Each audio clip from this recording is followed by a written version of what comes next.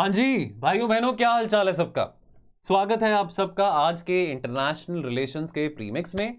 Premix के video और बेहतरीन 5 सवाल एक्सेस करने के लिए हमारा ये टेलीग्राम का ग्रुप ज्वाइन करना मत भूलिएगा, प्रीमिक्स स्लीपी क्लासेस। और ये भी बताना चाहता हूं कि इनिशिएटिव पाथवे टू प्रीलिम्स ये लॉन्च कर दिया गया था। किसके लिए? प्रीलिम्स 2024 एस्पिरेंट्स के लिए। यहाँ पे क्या रहेगा? रोज 2 वीडियोस, सुबह 8 बजे pathway to prelims few minute series और रात को 10 बजे यानी कि इस टाइम पे pathway to prelims premix series. ये दोनों वीडियोस एक्सक्लूसिवली प्रीलिम्स ओरिएंटेड रहने वाले हैं। यदि आप इस चैनल पे पहली बार आए हैं और ये वीडियो को पहली बार देख रहे हैं तो हमारे चैनल को सब्सक्राइब करे बिना तो मत जाइएगा और इस वीडियो को लाइक करना मत भूलिएगा। क्या आपका सही स्कोर रहता है नेगेटिव मार्किंग समेत, वो भी कमेंट सेक्शन में बताना मत भूलिएगा। क्वेश्चन आपके सामने है, पूछा यह जा रहा है कि ये 5 देश हैं, इनमें से कौन से देश हैं जो कि लेबनान को बॉर्डर करते हैं। इजराइल हमास की लड़ाई में काफ़ी चीज़ें हम पढ़ रहे हैं, हिजबुल्ला क्या है, हमास क्या है, लेबनान के बारे पढ़ रहे हैं। तो इस करके जाहिर सी बात है कि देखिए, अब map related questions, places in news कह लीजिए, ये सब चीज़ें बहुत इंपॉर्टेंट है। यूपीएससी सवाल पूछता होता है। बाय द वे, हमारे प्रीलिम्स के क्रैश कोर्स में मैं क्लासेस लूंगा आईआर और मैपिंग की। तो तमाम इम्पॉर्टेंट लोकेशंस, तमाम इम्पॉर्टेंट ऐसी जो घटनाएं रही हैं अराउंड द वर्ल्ड, वो सब मैं अपने इस क्रैश कोर्स के कंपोनेंट में कवर करूंगा। वैसे 5 दिन रह चुके हैं, 30 अक्टूबर से हमारा क्रैश कोर्स शुरू होने वाला है। यदि आपने अपनी सीट नहीं इनरोल करी है तो देर किस बात की, आज ही इनरोल करें हमारी वेबसाइट पे जाके। खैर, यहाँ पे वीडियो को पॉज करें और देखिए आपको क्या सही आंसर लग रहा है। ओनली 2, तो सीरिया और इजराइल, दो ये देश हैं जो कि लेबनान को बॉर्डर करते हैं। लेबनान के वेस्ट में मेडिटेरेनियन सी आता है, साउथ में इजराइल आ जाता है, and towards the north and the east of Lebanon is Syria. अगला सवाल इंडिया एशियान से संबंधित है। तो 2 स्टेटमेंट्स हैं, बहुत इजी क्वेश्चन है। आपने ये बताना है कि इनमें से आपको कौन सी करेक्ट लग रही है, क्या दोनों लगती हैं, क्या दोनों में से कोई एक लगती है। जो भी आपको ठीक लगे बताएं। यहां पे पॉज करें। देखिए, इसमें जो पहली स्टेटमेंट है वो गलत है, सेकंड स्टेटमेंट सही है। क्योंकि India is a part of the Asian plus 6 grouping, जिसमें इंडिया के अलावा एशियन जो कि 10 साउथ ईस्ट एशियन इकोनॉमीज हैं, एशियन प्लस 6 में एशियन भी है प्लस इंडिया भी है। Apart from India China, Japan, south Korea, New Zealand और ऑस्ट्रेलिया है। जो 20th इंडिया एशियन समिट है वो 7 सितंबर 2023 को हुआ था, यानी कि राउंड अबाउट 1.5 मंथ बैक। और ये मीटिंग कहाँ हुआ था? इंडोनेशिया के कैपिटल में जकार्ता में हुआ था, जहां पे हमारे प्रधानमंत्री ने कहा कि एशियान के जो इंटरेस्ट है, एशियान की जो सिक्योरिटी है, वो बहुत सेंट्रल है हमारी एक्ट ईस्ट पॉलिसी के लिए। याद रहे, लुक ईस्ट पॉलिसी 1991 में नरसिम्हा राव जी की सरकार ने ये पॉलिसी फॉर्मुलेट करी थी।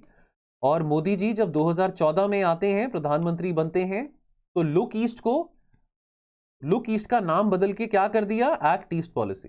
ठीक है कि भाई कैसे हम कल्चर, कॉमर्स और कनेक्टिविटी के ऊपर एम्फसाइज करके साउथ ईस्ट एशियन इकोनॉमीज के साथ अपने रिश्तों को और बेहतर कर सकते हैं। चलिए अगला सवाल देखिए। यूएन डे 24 अक्टूबर को यूएन डे बनाया जाता है, तो कल यूएन डे निकला है, तो इस करके जरूरी एक सवाल यूएन रिलेटेड भी पूछ लें। बाय द वे, यूएन को लेके बहुत डिटेल वीडियो मैंने बनाया है फ्यू मिनट सीरीज में। तो यदि आप स्लीपी क्लासेस, अगर आप YouTube पे सर्च करेंगे यूनाइटेड नेशंस स्लीपी क्लासेस, तो आपको वो वीडियो दिखेगा। इस साल जो प्रीलिम्स हुआ था उससे पहले मैंने वीडियो बनाया था, आगे जाके भी ऐसे वीडियोस बनाते रहेंगे। लेकिन जस्ट फॉर इन्फॉर्मेशन, यूएन को लेके, यूएन और उसकी ऑर्गन्स को लेके बहुत डिटेल वीडियो बनाया गया है। चलो, 4 स्टेटमेंट्स आपके सामने हैं। यहां पे पॉज करके पहले चारों स्टेटमेंट्स को पढ़ लो। फिर आपसे पूछा जा रहा है कि इनमें से कौन से स्टेटमेंट या स्टेटमेंट्स करेक्ट हैं। तो यहां पे भी पॉज करके देख लो, यहां पे पॉज कर लो, एक बार पॉज करके देख लो। ठीक है, देखिए इसमें 3 स्टेटमेंट्स करेक्ट हैं। जो पहला स्टेटमेंट है ये इनकरेक्ट है। अटलांटिक चार्टर कोई ट्रीटी नहीं था, लेकिन अटलांटिक चार्टर एक डेक्लेरेशन था which had let the way for the creation of United Nations. ठीक है, बाकी ये जो 3 स्टेटमेंट है बिल्कुल सही है। India was amongst the 26 allied nations जिन्होंने डेक्लेरेशन साइन किया था for United Nations. Why? Because India back in 1942 was a part of the British colony, the British empire. तो यूएन का प्रीडिसेसर क्या है? द लीग ऑफ नेशंस, जिसकी स्थापना 1919 में करी गई थी after the end of world war 1 as the part of the treaty of Versailles. और लेकिन जब 1939 में जर्मनी ने पोलैंड को इन्वेड किया तो ये लीग ऑफ नेशंस का काम बिल्कुल ठप हो जाता है, बंद हो जाता है। अगस्त 1941 में अमेरिका के राष्ट्रपति फ्रैंकलिन रूजवेल्ट और ब्रिटिश के जो प्राइम मिनिस्टर हैं, ब्रिटेन के प्राइम मिनिस्टर चर्चिल साहब, उन दोनों के बीच में एक सीक्रेट मीटिंग होती है कनाडा में, जहां पे वो बात डिस्कस करते हैं कि क्यों ना कोई ऐसी अंतर्राष्ट्रीय स्तर पे एक ऐसी बॉडी बनाई जाए, एक ऐसी ऑर्गेनाइजेशन बनाई जाए जहां पे इस बात को इंश्योर किया जा सकता है कि लड़ाई झगड़े नहीं होंगे, अंतर्राष्ट्रीय अमन शांति बनाई जा सकती है। और उन दोनों ने, रूजवेल्ट और चर्चिल दोनों ने एक स्टेटमेंट इशू करा जिसका नाम है अटलांटिक चार्टर।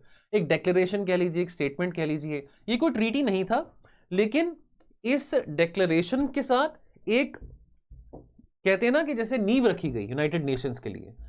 तो it declared the realisation of certain common principles, वो कॉमन प्रिंसिपल्स जो कि अडॉप्ट किए जाएंगे as the national policies of those countries जो कि इस डेक्लेरेशन को सपोर्ट करते हैं।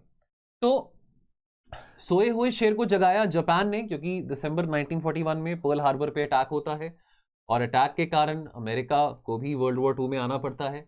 और प्रेसिडेंट रूजवेल्ट ने कहा कि देखिए वो देश जो कि हमारे खिलाफ है, तो यानी कि अलाइज एक तरफ, यूएसए, यूके, रशिया, फ्रांस, ये सब एक तरफ, और जो एक्सिस पावर्स हैं यानी कि जर्मनी ने बहुत आतंक मचाया था यूरोप में, इटली, जापान, इनको एक्सिस पावर्स कहा जाता है। वर्ल्ड हिस्ट्री में आपने इसके बारे पढ़ा होगा या जरूर आने वाले टाइम में आप पढ़ेंगे। वैसे तो अगर प्रीलिम्स दे रहे हैं 2024 में तो आपको पता होना चाहिए एक्सिस पावर्स कौन से हैं, लाइट पावर्स कौन से हैं। तो हैप्पी न्यू ईयर जब 1942 में होता है तो 26 देश, रिप्रेजेंटेटिव्स ऑफ 26 अलाइड नेशंस, यानी कि वो देश जो कि यूएसए, यूके के कैंप में थे, 26 अलाइड नेशंस, उनकी मीटिंग होती है वॉशिंगटन में, जहां पे वो वॉर ऑब्जेक्टिव्स को स्पेसिफाई करते हैं of the allied powers. India उस वक्त, जैसे आपको मैंने बताया, ब्रिटिश कॉलोनियल रूल के अंडर था and accordingly India was also being represented by Britain. चलिए, तो बाकी कुछ और इंफॉर्मेशन है यहाँ पे, आपको जब पीडीएफ आप एक्सेस करेंगे यहाँ पे आपको और इंफॉर्मेशन पढ़ने को मिल जाएगी।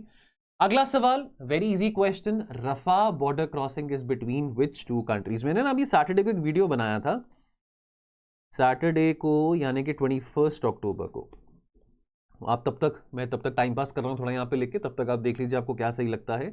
21 अक्टूबर 2023 को एक वीडियो बनाया था, गाजा ओपन एयर प्रिजन, तो उसमें मैंने इसके बारे डिटेल में बात करी थी। नहीं देखा तो जाके देख लो यार वीडियो, है ना, और अगर अच्छा लगे तो लाइक भी कर देना। तो Rafah border crossing is between which 2 countries, answer है गाजा और इजिप्ट। अब ये जो रफा बॉर्डर क्रॉसिंग है ये गाजा के साउथ में आता है, गाजा के साउथ में आता है। गाजा क्योंकि देखिए इजराइल के साउथ में है, इजराइल के साउथ में पड़ता है इजिप्ट, ठीक है।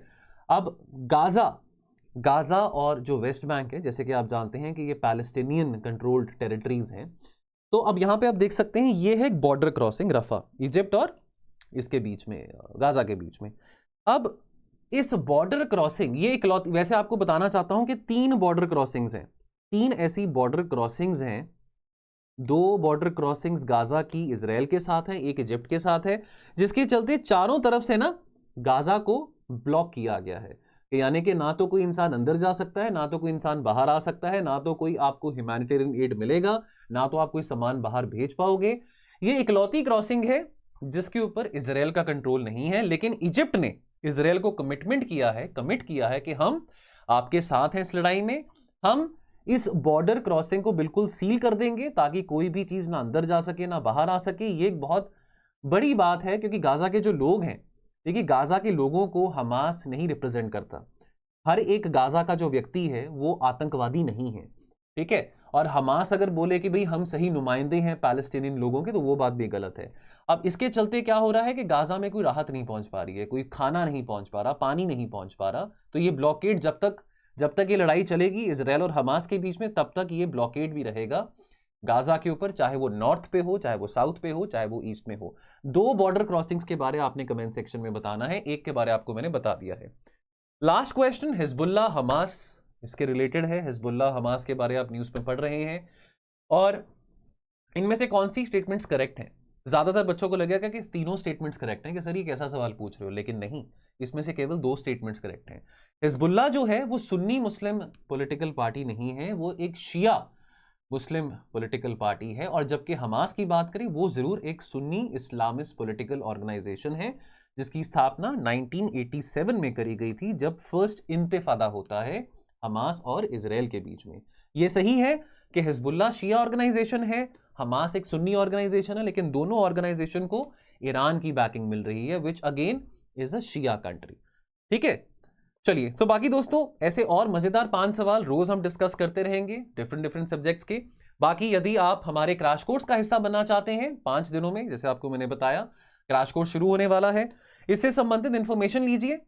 डेली लाइव क्लासेस रहने वाली हैं। आयुष सर जो कि पॉलिटी पढ़ाते हैं वो 30 अक्टूबर से इनॉग्रेशन कर रहे हैं, ओपनिंग कर रहे हैं इस संभव 2.0 प्रीलिम्स क्रैश कोर्स की। पॉपुलर डिमांड पे इसको हमने लॉन्च किया है। पिछली बार ना 2022 में नवंबर एंड में हमने लॉन्च किया था, लेकिन इस बार बहुत सारे बच्चों ने, बिकॉज बहुत बच्चों को फायदा हुआ इस क्रैश कोर्स का, बड़े बच्चों को ये बच्चों के ही मतलब टेस्टिमोनियल्स हैं कि हमारा कराया, हमारा पढ़ाया, बहुत आया भी प्रीलिम्स में। अब आप कहेंगे कि सर आप तो बोल रहे हो हर एक इंस्टीट्यूट कहता है, लेकिन भाई सच में कह रहा हूँ, मजाक की बात नहीं है, आप बच्चों से भी पूछ सकते हैं। तो इस बार थोड़ा जल्दी शुरू किया है क्योंकि बच्चों को फियर भी है कि यार इस बार प्रीलिम्स ना रह जाए, प्रीलिम्स 2 सालों से बहुत ही डाइसी हो रहा है। तो इस करके उन बच्चों की एंग्जाइटी को, वरीज को थोड़ा सा सेट करने के लिए हमने ये जल्दी कोर्स शुरू किया है।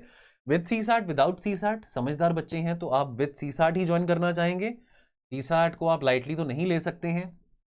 सीसैट में ये कहना चाहूँगा has become like the Netherlands और the Afghanistan of UPSC, because Afghanistan Netherlands जैसी टीम वर्ल्ड कप में अच्छों का पसीना उड़ा रहे हैं। तो इस करके सीसैट भी आपका पसीना उड़ा सकता है, तो विद सीसैट ही इस कोर्स को लेना। चलिए मिलते हैं बहुत जल्द। Thank you so much.